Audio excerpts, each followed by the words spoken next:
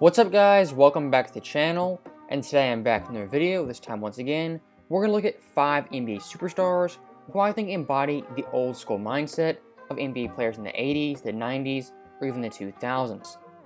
When talking about an old school mindset, I think those players, they focused on winning first, they didn't care about their stats as much, they were loyal to their franchise as well as the fans, and most of the times, they played all 82 games if it's possible, and they battled through injuries even in the regular season. And these 5 players I've chosen, they're the only players in the NBA with an old school mindset, but I think overall these 5 players have a very good, well-rounded view of what an old school mindset means to NBA fans as well as NBA players. So that being said, let's get into the video and look at our first player, that being Giannis Antetokounmpo. And as you guys know, Giannis, he's the reigning MVP and arguably the best player in the NBA. But when talking about Giannis, the most impressive thing about him is his overall mindset when it comes to the game of basketball. And of course, growing up in his family, he had a pretty rough upbringing, he wasn't that privileged, and he had tons of siblings in his family. But even with that being said, Giannis' dad and mom, to their credit, gave him some very good values of hard work as well as determination. And I think where that mindset was on full display was in the NBA playoffs. If you go back and watch Giannis' games, in some games, he would airball multiple free throws and still come back the next play and be aggressive to the basket and get to the line. And his mental strength to do that, I think, is pretty underrated. I mean, if you contrast that matchup with someone like Ben Simmons, who quite literally was afraid to shoot layups in a Game 7, that shows the game of basketball, it is mental as well as physical, and Giannis' mindset allows him to overcome a lot of those mental hurdles, whether that be with his free throws or his three-point shooting. Now, also one thing I have to note for Giannis, in NBA terms, he's a very isolated and private player. I mean, back in 2018, he turned down workouts with Carmelo, LeBron, as well as KD, saying that it felt weird and that he hates being buddy-buddy with the other top-tier players in the NBA. And I think that sentiment is a big reason Giannis doesn't get the credit he deserves from other NBA stars. Also in 2018, Giannis turned on a role in Space Jam 2, saying he wasn't Hollywood and that he didn't like the attention, which once again shows Giannis has that old-school mindset of basketball first and off-the-court activities coming second.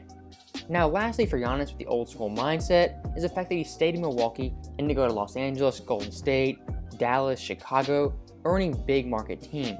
He stayed in Wisconsin and won a championship without a super team or any other superstar players, which once again is a big part of the old school basketball mindset. Now next up we have Russell Westbrook, who is the oldest player on this list. And as you guys know Westbrook's mindset, he goes all out every single night. It's all gas, no breaks, and he plays as many games as possible and battles through injuries. I mean, this past year for Washington, for the first half of the year, he played through a very severe quad injury. In his entire career, he's played over 30 plus minutes every single season.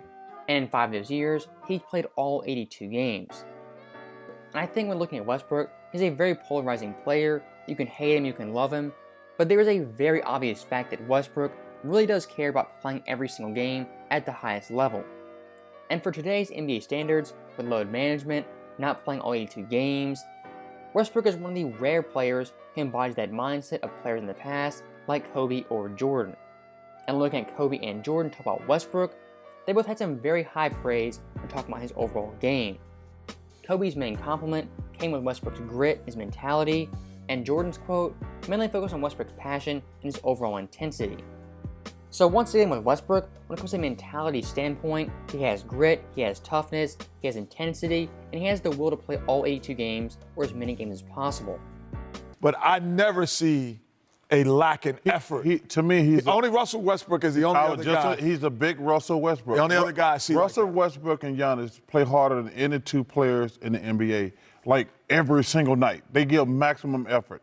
The only other, I can't even think of anybody, even in my day, who gave maximum effort.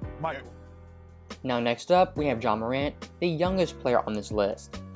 And why I put him on this list, because growing up, his path to the NBA was anything but ordinary. When it came to getting recruited to a big-time school, that didn't happen, and the only big-time look he got was a 3-on-3 tournament in South Carolina. And coming out of that, he had one offer to play at Murray State. And that overall path to the NBA is similar to someone like Scottie Pippen as well as Dennis Rodman. Guys who came from nothing, had no real future in basketball, they worked hard, they made it to college, and eventually to the NBA where they turned themselves into a star. And when it comes to the old school mindset with Ja Morant, The big thing I saw was in the play-in tournament against the Golden State Warriors. Coming to this game, Golden State, they were heavy favorites, and nobody wanted Memphis in the playoffs. And looking past that, really all season, Ja Morant was called overrated, overhyped. He wasn't a top 10 point guard. There was a lot of stuff building, and that chip on his shoulder definitely was a boulder by the time this play-in tournament game happened. And in this game, he went absolutely nuts, having 35 points, 6 boards, and 4 steals, with 5 3-pointers on 48% shooting. And Memphis won that game and made it into the playoffs. And when it came to the playoffs versus the Utah Jazz, the first seed in the West, Ja in this series averaged 38-5 on 49% shooting. And in Game 2, he had 47 points, a Memphis record. And you may be saying, how is that an old school mindset? So let me explain. Ja Morant throughout the entire year, he didn't talk trash about any people in the media, he didn't respond to fans, he stayed focused and had one singular goal. And when everyone doubted him, he brought his best to that game in Golden State. Now next up on our list, we have Damian Lillard, a guy who had a very similar path to the NBA as Ja Morant.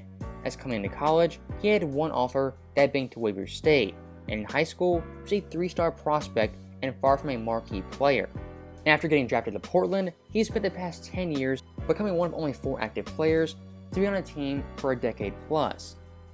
Now in the past few months as well as years, Damian Lillard has been involved in many trade talks and free agent rumors. And for the most part, he has shut down every single rumor that he wants to leave Portland. And in the age of player mobility and free agency, as well as super teams, that mindset is pretty odd for the modern day player. But for Dame Lillard, he has some pretty good reasons as to why he wants to stay in Portland. I think just because this is where I started my career, my family moved here and it's a good living. We like living here. And it's not like, I'm playing for a bad organization. It's been a great organization to play for, a great city to live in, great fans. We've had success. We haven't won a championship, but we've had a lot of success. I think it's a lot of teams around the league that, if they could, they would change places with us in the last 6 years as far as, having success and not having success, because only one team can win a championship every year.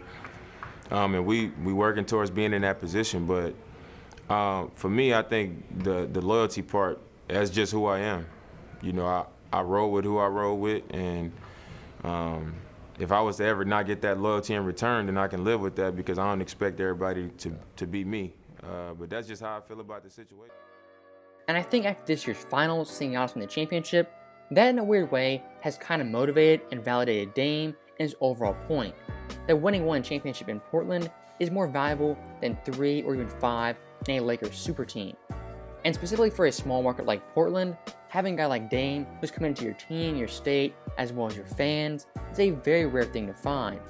I mean, in the past, you had Tim Duncan, you had Bird, you had Dirk, Magic Johnson, Kobe, Jordan, who played the majority of their career on one team, and they're committed to that organization.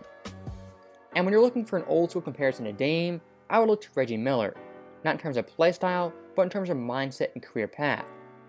Reggie, as you guys know, spent his entire career in Indiana, and really for the modern NBA, Reggie is sort of the face of that franchise. And when we look at the record books, Reggie Miller has virtually every record when it comes to scoring, 3-point shooting, as well as free throws.